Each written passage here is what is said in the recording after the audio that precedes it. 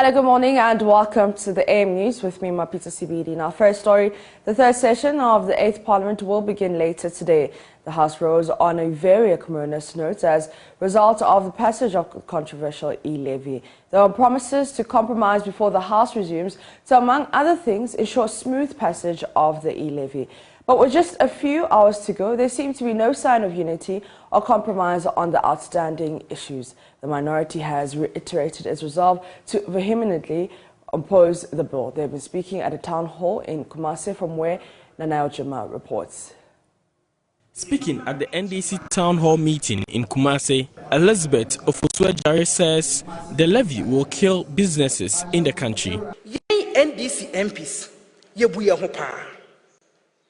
Yankoji obisika. Nim say adwuma na eda yanim no eso chen sika ankrenkre bia betimi agi ahye ne bag. Ghana yie die Ghana nkankro e na hiaye. We members of parliament on the minority side are for the interest of the country. We can't be influenced by money, but we should bear in mind that a simple majority is needed for passage of the bill. So, if all the 138 members of majority are present on the day, the bill can be approved.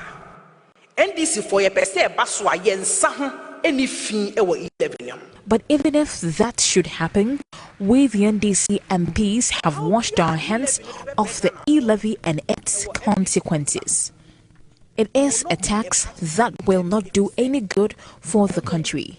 If gold, cocoa and other natural resources couldn't save us, will this do? Cocoa anyonkwa e-levy bejonkwa. Enti die aban pese o kire se e-levy no ne beboa no. The minority is proposing government consider retrieving the 12 billion cedis that was lost to corruption in 2020 as stated by the Auditor General's report to make up for the lost revenue.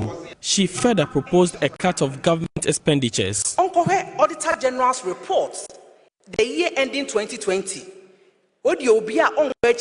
page 2, Auditor General Akase Sikabro 12 billion cedis na yayira into ketasishe any enyoma oya emfata. Over 12 billion cedis, according to the Auditor General, has been lost to corruption and irregularities. We will tell the government to go after the money, which is more than the projected revenue from the e-levy. Government will not get the projected amount since many will refuse to use the service when the bill is passed. Admitting government will get the projected amount cannot service corruption alone. And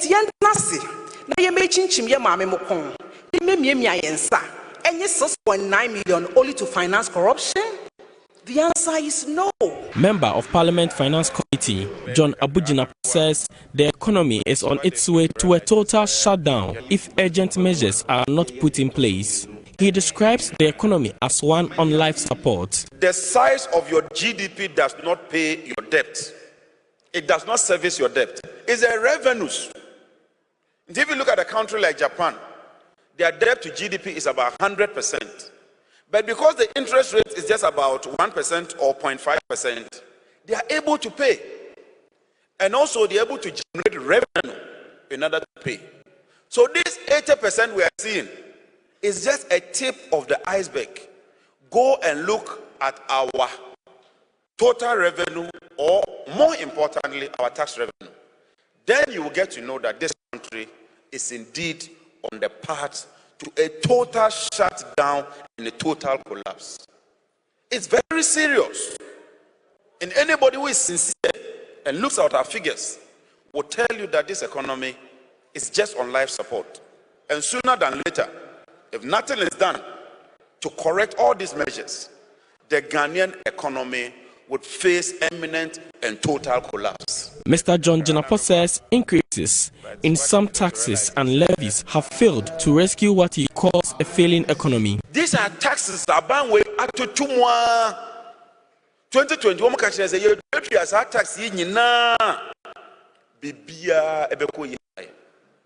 One country say Ghana for mon sacrifice my More tighten mobiles in my because the economy was on a turnaround.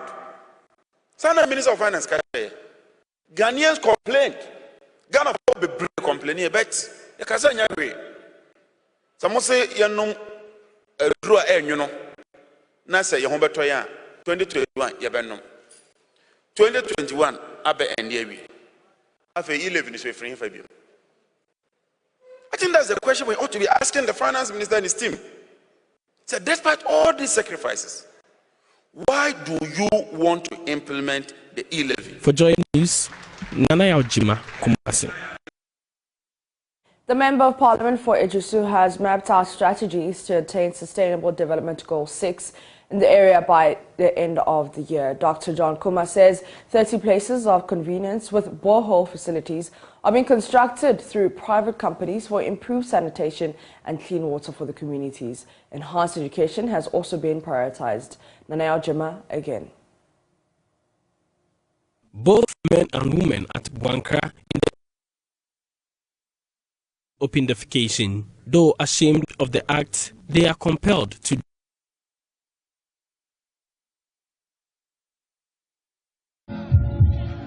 because going to somewhere bush, even when you are there, there is almost women and men are always gathered going to toilet. So men see women private parts. It's not easy at all. So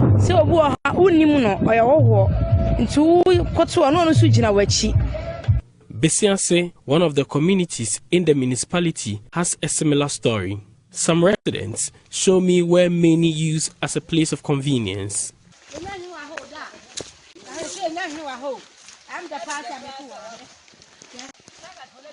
To deal with the situation, a private sector-led initiative is being rolled out in the municipality.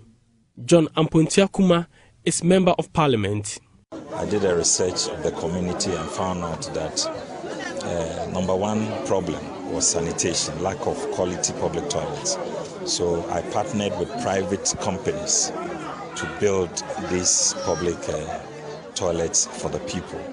And so far, all the 30 we are building is 100% private funded. And so far, out of the 9 that have been commissioned as of today, the 21 left have all been built, plastered, and roofed. So I believe by close of the year, we should be able to complete the rest of the 30 toilet facilities. And it's going to be privately managed, of course, with the involvement of the chiefs and the unit committee and the assembly, so that we can maintain the standards of quality. Meanwhile, contractors are committing to complete the facilities on schedule. For Joy News, Nana Yaojima Kumasi.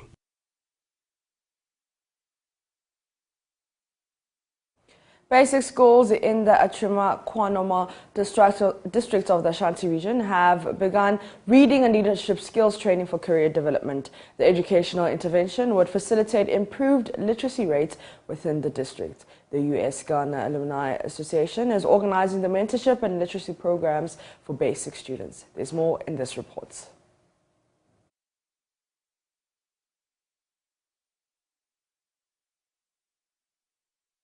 The Achima Kwanoma district houses over 8,000 basic school students with approximately 40% literacy rate at its public basic schools. Authorities bemoan, despite the recent improved performance of students at the BECE, they lack effective public speaking skills. District Chief Executive at Achima Kwanoma, Prince Kakari, intimated consultations are ongoing to kickstart the community library and reading club projects by the end of February. Our district is gradually becoming the education hub of the region.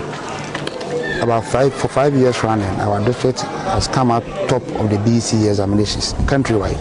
To what we are trying to do now at the basic level is to improve literacy and numeracy. We are going to encourage what we call reading clubs and literacy clubs. And we want to have those clubs in each and every school in the district. So we are in talks with the Education Directorate to come out with a roadmap. The US-Ghana Alumni Association has instituted a leadership and literacy program in line with SDG 4 to provide quality education and mentorship to students within the district. President of the association, Dr. Hilda Mantebia Boy, reveals the program will be extended to the northern and other parts of the country. We are hosting 100 children today in this program, that is in the Ashanti region. We will have others in the northern region, in the upper west region, and some of the other regions in the country. Similar concept: leadership, literacy, and the career mentoring for the school children. District Director of Education Doris Ofori indicated the training would complement the district office's efforts in augmenting literacy level in the district. Because of the learning program that USAID have been helping Ghana Education Service, so we have a program for the children where they learn the sounds, how to pronounce well. So it has helped them to read and write any word that they can see, sight word or any word they see, they can pronounce it well. When we came around, they were asking them questions, they are pronouncing words, they are reading books, and I think they will have interest in reading. From Kumasi for Joy News, Emmanuel Bright-Kweku reporting. Volta Regional Minister Dr. Archibald Letcher has charged municipal and district assemblies, especially those in rural areas, to introduce housing schemes to tackle staff accommodation. According to him, a public-private partnership would help lessen the challenge of lack of education for staff, a development which is affecting the work output of staff. Speaking at a separate staff durbar during a tour of the region, he opined that the provision of accommodation for the staff would propel work delivery and make the assemblies perform better. The Volta Regional Minister, Dr. Archibald Letcher, in his entourage, started the day's tour in the whole municipality, where he inspected the progress of work on 3 projects ongoing in the whole central market and the Ameganshi Bridge, which are stalled. The whole MCE, Divine Borson, was disappointed with the progress of work on the market shops project. Myself, my engineering department, and the management team are considering to blacklist some of these contractors who will not hand over their jobs on time. Because this is money that is available for contract, and whenever you raise certificate, we release your money unto you. Yet you are still behind time. Dr. Letcher proceeded to the Adaklu district, where he inspected a market store project at the Adaklu Animal Market, a newly built Adaklu District Police Command, a chief's compound attached with staff quarters at Adaklu Amfoe, and a court complex under construction. He later commissioned a 3-unit classroom block for the Akwete Basic School and a maternity block for the Kpetwe Health Center in the Agotime-Ziope district. Speaking at separate staff durbars, Dr. Letcher implored civil servants to give off their best to enhance the performance of their respective assemblies. He also advocated for the implementation of housing schemes to help lessen the challenge of staff accommodation. A priority that we should be looking at is how to make sure that when you are transferred to Adaklu, you have a decent accommodation to live in, and so that at least you'll be happy. Your children may be in school in Adaklu or in work, doesn't matter. But we want the staff to remain here and work here and feel happy here, so that you can own farms. We'll give you land to farm, so that weekends you will farm and add to the economy of Adaklu. If assembly cannot build it, assembly will have to get a private, so that we do a PPP arrangement, so that the staff stay there and then we deduct rent and pay to the private person. But assembly can also start some housing scheme, because it's like schools around home where all teachers live in home. So the teachers don't live in the community, and the pupils cannot see their teachers as role models. Dr. Letcher directed the assemblies to design mechanisms towards increasing internally generated funds and warned against malfeasance. Fred Kwame Asari, Joy News. The management of Kajibi Asato Senior High School has instituted what it calls Talent Day to inspire confidence, creativity and competition among students. The day will see competition among students where each class produces their best representative for the challenge. According to the assistant headmaster in charge of academic work in the school, the day is to identify potentials in students who may not necessarily be in the arts classes but are naturally gifted. He says prizes would be awarded to bring some competition among students. There's more in the following reports. Most students are living and fulfilling the dreams and aspirations of their parents by what courses they choose to study at the senior high school level. Some students who are naturally endowed with the skill of drawing and other creative works are pursuing different courses that would not give them the urge to explore their latent God-given talent. It is for this reason that management and staff of KJB Asatu Senior High School have set a day aside each semester for a class-based competition among students who may come out best as writers and best artists for recognition. Some students who took part in the competition have expressed their appreciation and satisfaction about the initiative. I think it's a very good idea because this is an art competition. It's the students to bring out their abilities in order to encourage other students, and then it boosts the morale of all students in the school. Also, I think that this is an art competition. It's a very good opportunity for all students to bring out their talents. I urge the school authorities to continue this initiative so that we, the students, can come out with our best. This is an art competition. We help the students to freely express themselves, learn to write essays, and it will also help them to be able to write a whole lot of essays, be it whether formal or informal. Also, the arts on the other side will help the student display their picture making talent, drawings that they know, and painting, which will help the student to also showcase their talent. And I would like to thank the management for taking such a decision to engage all the students in this competition. The assistant headmaster for academic work, Cephas Adamvo, explains the essence of the initiative. We don't want to say where parents, if I want you to go and do this, because this is what is best for me. Allow the child to explore so that they don't feel boxed in an area that they are not even comfortable in. Allow them to explore based on the talents they have. Maybe you want them to go and do science, but when you go to the arts, that's where the child's strength or his potentials are. So why not give the child the opportunity to go into what will make it in life?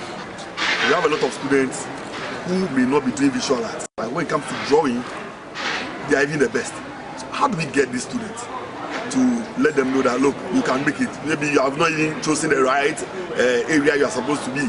So I agreed with my staff that, look, today let's get the best of each class. It was just nice to see what our students came out with. So the essence is to just bring out the best, the talents that they have, and see how best we can coach them as they move forward. We are going to do it on semester basis. Every semester we are going to have this. Next semester we are looking at going into the sciences, integrated science and mathematics, where we give them some topics to read, and then they come and question them to bring the best in them. Peter Sanu for Joy News.